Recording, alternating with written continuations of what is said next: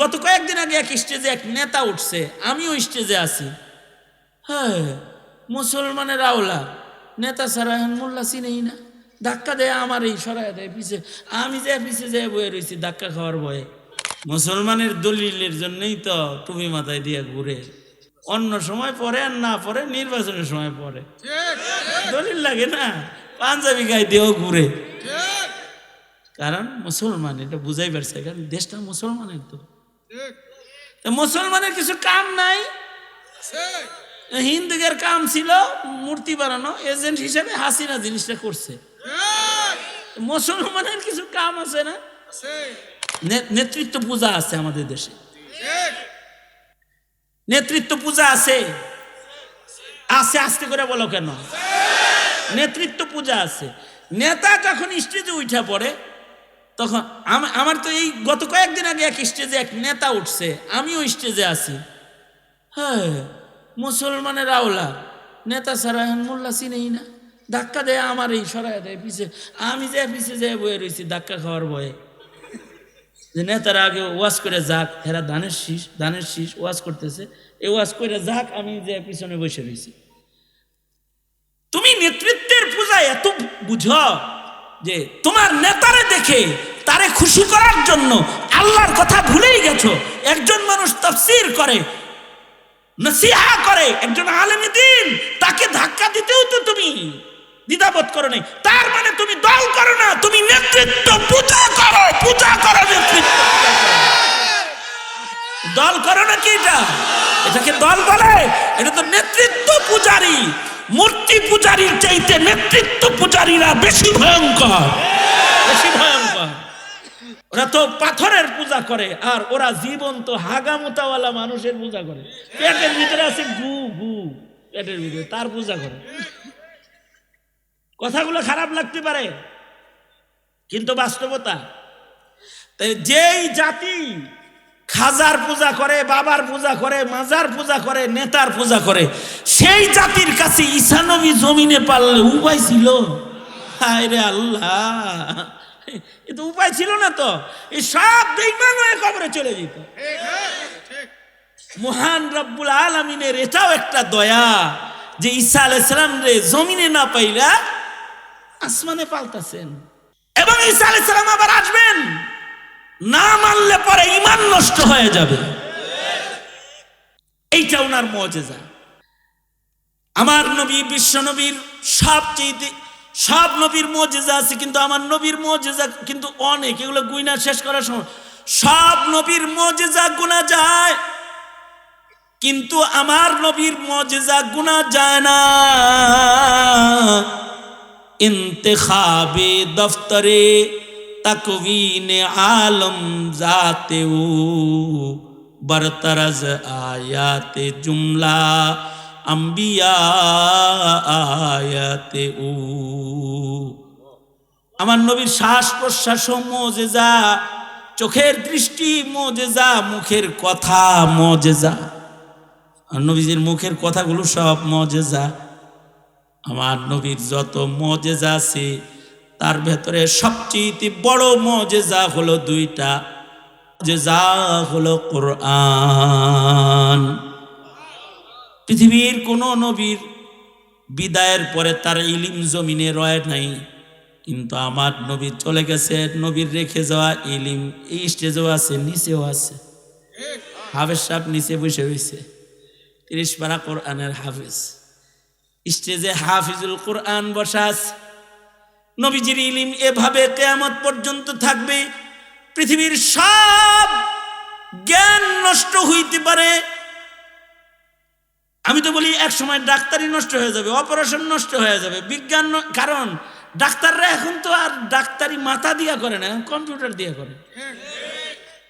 আমি নিজে এক বড় ডাক্তারকে দেখাইতে গেছি, উনি আমার চেক আপের বিল শুধু করছে 42 থেকে 43,000।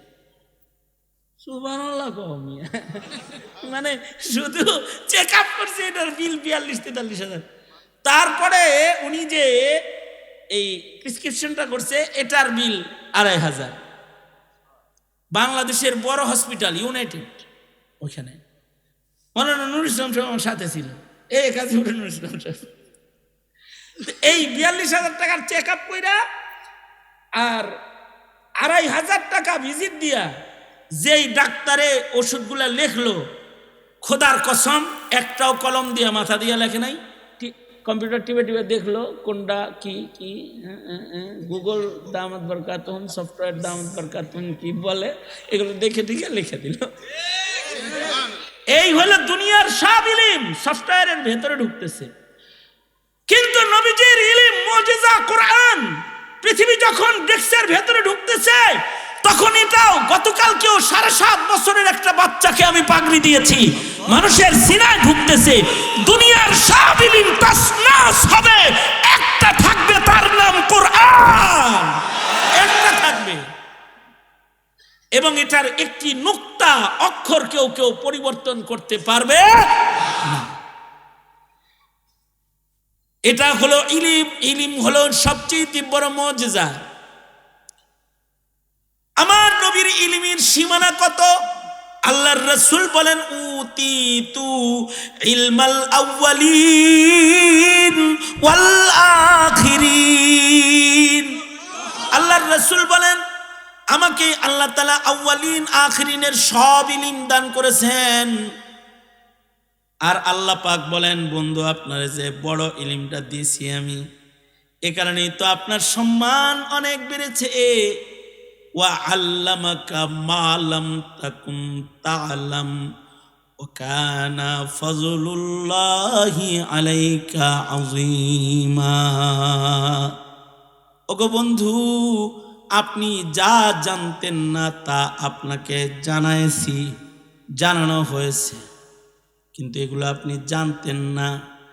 আমি দয়া করে ইলমের মাধ্যমে আপনাকে এই ইলমগুলা দান করেছি। এটা আপনার উপরে আমি রবের পক্ষ থেকে আযীম দয়া। ওয়া কানা ফাজলুল্লাহি আলাইকা আযীমা। আর আল্লাহর রাসূল বলেন, লাউ আলিমতুম মা আ'লামু লা যাহিকতুম কালিলান ওয়া লা বাকাইতুম কাসীরা। আল্লাহর রাসূল বলেন, আমি যেটা জানি ওইটা যদি তোমরা জানতা তাহলে তোমরা হাসতে পারতা না। খুব কম তোমরা হাসতা, বেশি বেশি তোমরা কাঁদতা। নবী যে আশ্চর্য জিনিস জেনেছেন, আশ্চর্য জিনিস নবীজিকে দেখানো হয়েছে, শিখানো হয়েছে। যে যে মাধ্যমে নবীজিকে আজব ইলম দান করা হয়েছে, তার মধ্যে একটা বড় মাধ্যম হলো নবীর দ্বিতীয় মুজিজা মিরাজ। আল্লাহর রাসূলকে আল্লাহ তাআলা রাত্রিকালীন সফর করাইছেন। রাতের সামান্য একটা অংশে মসজিদুল আকসায় নিয়া, মসজিদুল আকসায় সব নবীদেরকে হাজির করা, ইমামুল মুরসালিন বানায়া আল্লাহ তাআলা একেবারে নিজের আরশে আযীম পর্যন্ত নিয়ে গেছেন। কত লম্বা একটা সফর! মক্কা থেকে আকসা, আকসা থেকে প্রথম আসমান, দ্বিতীয় আসমান, তৃতীয় আসমান, সব পার হইয়া আরশে আযীম। জমিন থেকে আসমান পর্যন্ত 500 বছরের পথ। এক একটা আসমানের দৈর্ঘ্য 500 বছরের পথ। তার মানে জমিন থেকে পয়লা আকাশের ছাদে যাইতে 1000 বছর, পয়লা আকাশের ছাদ থেকে দ্বিতীয় আকাশের ছাদে যাইতে 1000 বছর, 2000 বছর, দ্বিতীয় আকাশের ছাদ থেকে তৃতীয় আকাশের ছাদে পৌঁছতে 1000 বছর, তৃতীয় ছাদের থেকে চতুর্থ আসমানের ছাদে পৌঁছতে 4000 বছর। এভাবে 7000 বছর পরে স্বাভাবিক সফর করে একজন 7 আসমানের ছাদে পৌঁছতে পারবে। এই যে একটা সফর, এখান থেকে আবার সিদরাতুল মুনতাহা 7000 বছর। সিদরাতুল মুনতাহা হলো মিডল পয়েন্ট। সিদরাতুল মুনতাহা থেকে এই 7 আসমানের ছাদের উপর পর্যন্ত যত দূর, 7 আসমানের ছাদ থেকে জমিন পর্যন্ত তত দূর। তার মানে হলো 14000 বছর পাড়ি দিয়ে 14,000 বছরের পথ পাড়ি দেওয়ার পরে সিদরাতুল মুনতাহা, সেখান থেকে জান্নাতের সীমানা শুরু, সেখান থেকে আবার আরশে আজিম, আবার 14,000 বছরের পর। এই পুরাটা সফর করছেন কতটুকুন সময়ে? নবীজি সফর শেষ করে আইসা দেখে অজুর পানি এখনো গড়ায় গড়ায় পড়তেছে, আর দরজার শিকল এখনো নড়াচড়া করতেছে। আস্তে বললে চলবে না, আস্তে বললে চলবে না, জোরে আওয়াজ করে বলেন সুবহানাল্লাহ। কারণ এই জায়গায় আল্লাহ নিজেই বলছে সুবহানাল্লাহ। আল্লাহ নিজেই বলে সুবহানাল্লাযী আসরা বিআবদিহি, সুবহানাল্লাযী আসরা বিআবদিহি লাইলাম মিনাল মাসজিদিল হারাম ইলাল মাসজিদিল আকসা আল্লাযী বারাকনা হাওলাহু লিনুরিয়াহু মিন আয়াতিনা। কেন সফর করাইলেন? উদ্দেশ্য হলো লিনুরিয়াহু মিন আয়াতিনা, তাকে নিদর্শন দেখানো হবে, এমন জিনিস দেখানো হবে যা কোনো নবী দেখে নাই, কোনো মানুষ দেখে নাই, কেউ দেখবে না। এ কারণে মুসা আলাইহিস সালামের কবর দেখাইছেন। হযরত মুসা আলাইহিস সালামের উম্মতের ভেতরে তেলে ভাজি হওয়া শহীদদের খুশবু চাখাইছেন। জান্নাত দেখাইছেন, জাহান্নাম দেখাইছেন, দুনিয়ার আকৃতি দেখাইছেন। নবীজিকে ডাকতেছে ইয়া মুহাম্মদ, ইয়া মুহাম্মদ। এক কুৎসি মহিলা, আল্লাহর রাসূল ডাকে সাড়া দেয় না। হযরত জিবরাইল বলে এই যে ডাকতেছে এটার নাম দুনিয়া, সাড়া না দিয়া ভালো করছেন। এটা হলো দুনিয়া। আবার জান্নাত দেখাইছেন, জাহান্নাম দেখাইছেন, সরাসরি দোজখের গর্জন নবীজি সচক্ষে দেখছেন, সকানে শুনেছেন। জান্নাতের নিয়ামতগুলো নবীজি সচক্ষে মিরাজের সফরে দেখেছেন। দেখা এমন ইলম নবীজি অর্জন করেছেন যা পৃথিবীর আর কেউ অর্জন করে নাই। রাসূল বলেন এইগুলো তোমরা দেখলে জীবনে হাসতে পারতা না। মিজান দেখেছেন, ইসরাফিল বাঁশি মুখে নিয়ে বসে দাঁড়িয়ে আছে কেমনে, এটা দেখেছেন। জাহান্নামের গেটের পাহারাদার ফেরেশতা মালিক কিভাবে বসে আছে, এটা দেখেছেন। তার বিভৎস আকৃতি কেমন, তা দেখেছেন। এইটা নবীজির ইলমি সফর। নবীজিকে সর্বোচ্চ ইলম দিতে আল্লাহ পাক সর্বোচ্চ মুজিজা মিরাজের সফর দান করেছেন। আর এই মিরাজের সফরে নবীজি এই উম্মতের জন্য একটা মিরাজ নিয়ে আসছেন, সেটার নাম কি? নামাজ। রজবে হায়াত বাড়ানোর দোয়া করবা।